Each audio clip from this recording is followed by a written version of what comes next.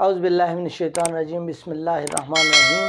अस्सलाम वालेकुम dear students. आज फिर कंडीशनल सेंटेंसेस आपका टॉपिक है, लेकिन फ़र्क ये है कि पहले 2 दिन आपने फर्स्ट और सेकंड टाइप पढ़ी और आज आप पढ़ने जा रहे हैं third type of conditional sentences.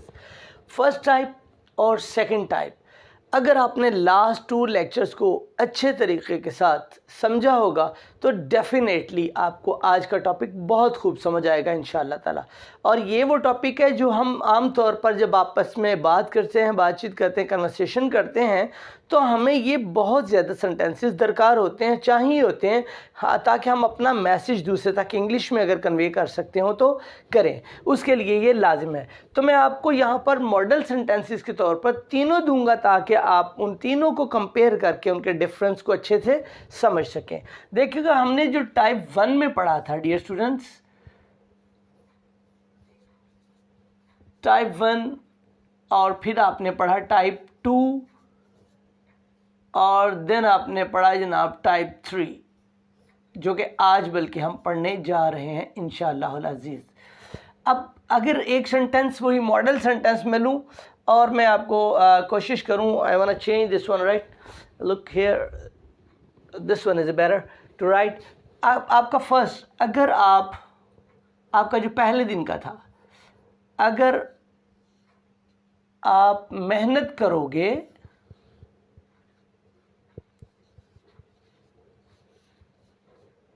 तो कामयाब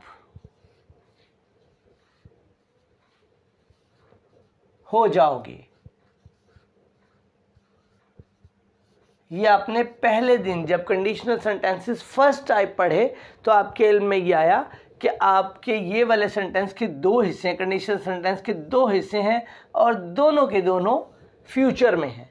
आपने फर्स्ट लेक्चर में ये जाना, मींस के लेक्चर नंबर 80 में आपने ये जाना, और फिर लेक्चर नंबर 82 में आप ये जान चुके कि इसमें सेकंड टाइप का जो सेंटेंस था वो कुछ इस तरह से है कि अगर आपने मेहनत की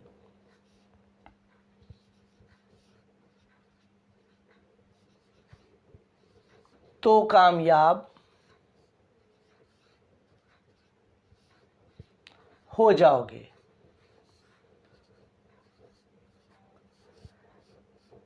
इसमें भी गोया कि ये आपने लर्न किया कि आपके कंडीशनल सेंटेंस के सेकंड टाइप में भी जुमले के 2 हिस्से ही हैं, लेकिन फ़र्क ये है कि ये जो पहला हिस्सा है उस दिन फ्यूचर में था, तो इसमें ये वाला हिस्सा आपका पास्ट में है, क्योंकि आपने मेहनत की। एंड पे छोटी आ रहा, अलिफ छोटी है बड़ी है, आपके पास्ट को जाहिर करते हैं। अगर आपने मेहनत की, ये पास्ट का है, और ये वाला हिस्सा जो है ये फ्यूचर का है, कामयाब हो जाओगे। ये सेकंड टाइप में आपने लेक्चर नंबर 82 में ये लर्न किया और आज आप पढ़ने जा रहे हैं, और इसमें आपने डेफिनेटली इन दोनों को बनाने का अलग अलग फॉर्मेशन, इसका तरीका भी आपने लास्ट दोनों लेक्चर्स में जाना। आज आपका जो थर्ड टाइप है उसका सेंटेंस आप चेक करिएगा, उसमें डिफरेंस क्या है। अगर आपने मेहनत की होती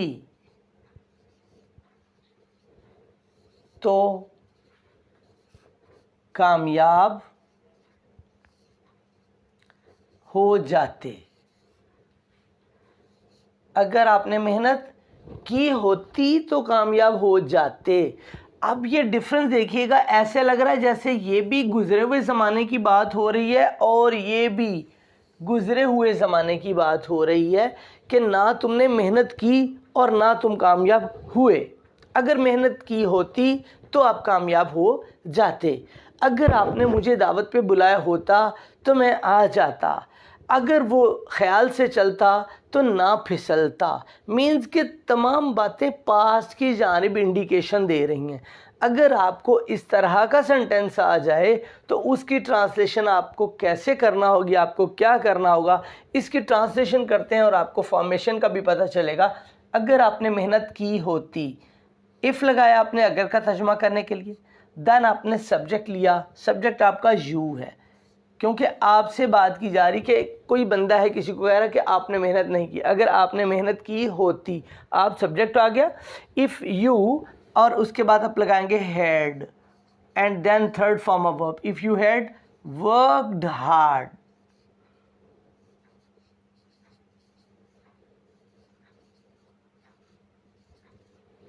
कॉमा लगा तो का तर्जुमा करने के लिए, या ना लगे तब भी, इवन देन भी ठीक है। मैं एक बार फिर ही आपको बता देता हूँ, अगर लगा दें तो भी ठीक है। If you had worked hard you, अब इस पोर्शन में आ गए। कामयाब कौन होता? आप कामयाब होते, डेफिनेटली आपसे कहा जा रहा, तो कामयाब हो जाते कौन? यानी तो आप कामयाब हो जाते। लिखने से भी हो सकता है और ना लिखने से भी मुराद आप ही है। तो यू, उसके बाद आप लगाएंगे वुड। लास्ट में भी आपने वुड ही लगाया था, अब भी आप वुड लगाएंगे, लेकिन साथ एडिशन हैव का हो जाएगा। यू वुड हैव पास्ड या succeeded.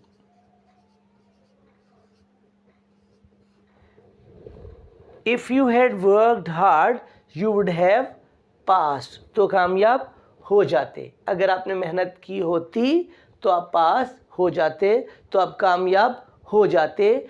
If you had worked hard you would have passed. अब मैंने उर्दू में तीनों सेंटेंसेस आपको तीनों टाइप के, first type, second and third type में लिखकर आपको मैंने कंपैरिजन करवा दिया है। आपने तीनों लेक्चर्स को, अगर आपको डिफरेंस ना मालूम हो तो तीनों लेक्चर्स को आपने, मैंने सेंटेंसेस सेम ही रखे हैं, आपने तीनों को लिखकर ट्रांसलेट करना है, वो जो उन लेक्चर्स में बताया गया है। और उन लेक्चर्स को ट्रांसलेट करने के बाद you will try your best, आप कोशिश करेंगे, मेहनत करेंगे और देखेंगे इनमें डिफरेंस क्या है। कोशिश मैं अपनी पूरी कर रहा हूँ आपको बताने की कि डिफरेंस क्या है। तो ये ट्रांसलेशन हमने डियर स्टूडेंट्स कैसे की?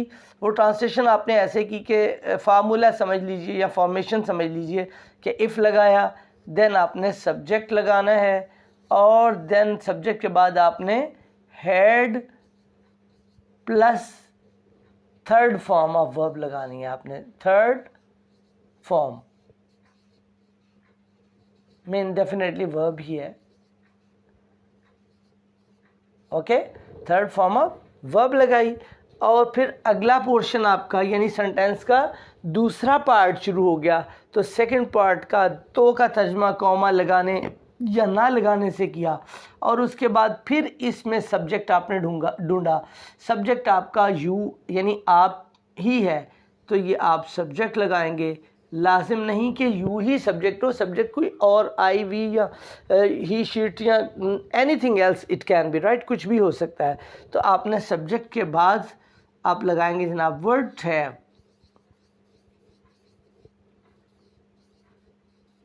और वुड हैव के साथ हमेशा वर्ब कौन सा आता है जनाब?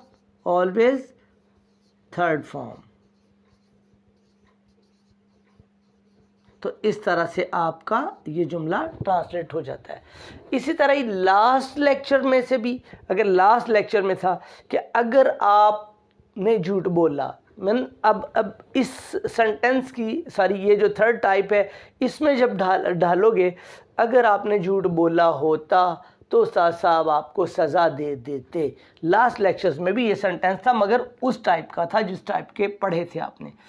तो ये सेंटेंस अगर हो, अगर आपने झूठ बोला होता, ये भी हो सकता है अगर आप झूठ बोलते, ऐसा भी हो सकता है अगर आप झूठ बोलते तो, या अगर आपने झूठ बोला होता, एक ही बात है। तो उस्ताद साहब सज़ा देते या दे देते, एक ही बात है।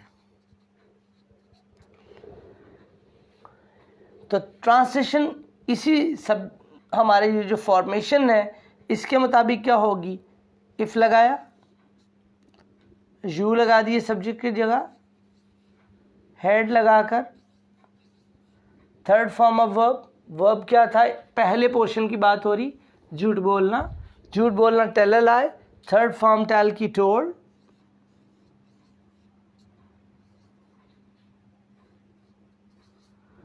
If you had told a lie, if you had told a lie, तो क्या होता? उस्ताद साहब सज़ा देते। सज़ा देने वाला सब्जेक्ट है, वो कौन है साहब? उस्ताद साहब हैं, टीचर। या आपने सेकंड पार्ट किया शुरू, सब्जेक्ट टीचर आया, उसके बाद प्लस आपने वुड हैव लिख देना, बिना सोचे ही लिख देना। सबके साथ यही आएगा, जितने भी आपके यहाँ पर सब्जेक्ट्स होंगे या पर्सनल प्रोनाउन जो भी आएगा, आपने सबके साथ वुड हैव ही लिखना है फार्मूले के मुताबिक। Teacher would have. Third form of verb, सज़ा देना। सेकंड पोर्शन में वर्ब है सज़ा देना। Teacher would have punished.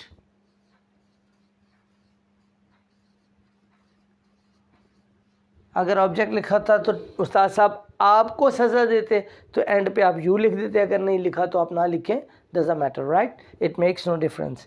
If you had told a lie, अगर आपने झूठ बोला होता, teacher would have punished you, तो उस्ताद साहब आपको सज़ा दे देते। अगर आप मेहनत ना करते तो कामयाब ना होते। दोनों सेंटेंसेस में ना भी हो सकता है। फार्मूला निगेशन का या किसी सेंटेंस को नेगेटिव बनाने का वही है कि वो सेंटेंस के अंदर से, उस जुमले के अंदर आप फाइंड करेंगे हेल्पिंग वर्ब, और हेल्पिंग वर्ब के बाद नॉट लगाएंगे, और नॉट लगाने से आपका सेंटेंस नेगेटिव बन जाएगा। अगर आपने मेहनत ना की होती तो कामयाब ना होते। अगर आपने मेहनत ना की होती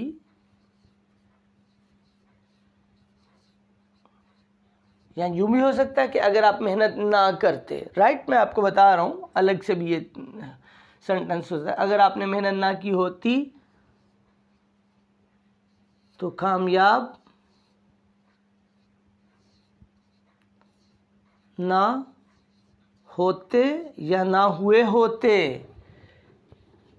फिर वही सेंटेंस का आपका एक बार फिर इसी सांचे में ढलिए, सेंटेंस को ढालिए, सब्जेक्ट लगाइए।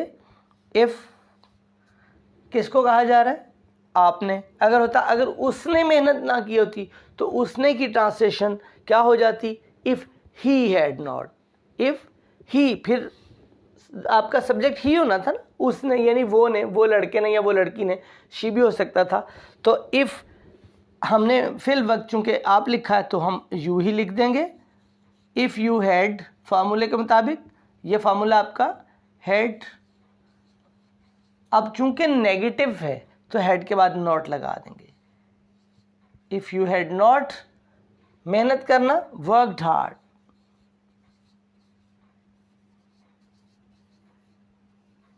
If you had not worked hard, अगर आपने मेहनत ना की होती।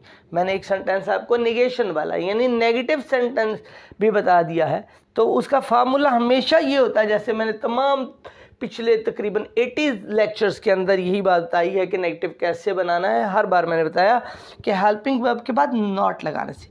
If you had not worked hard, तो कामयाब ना होते। Second part of sentence, subject आपका फिर यू ही है। You would have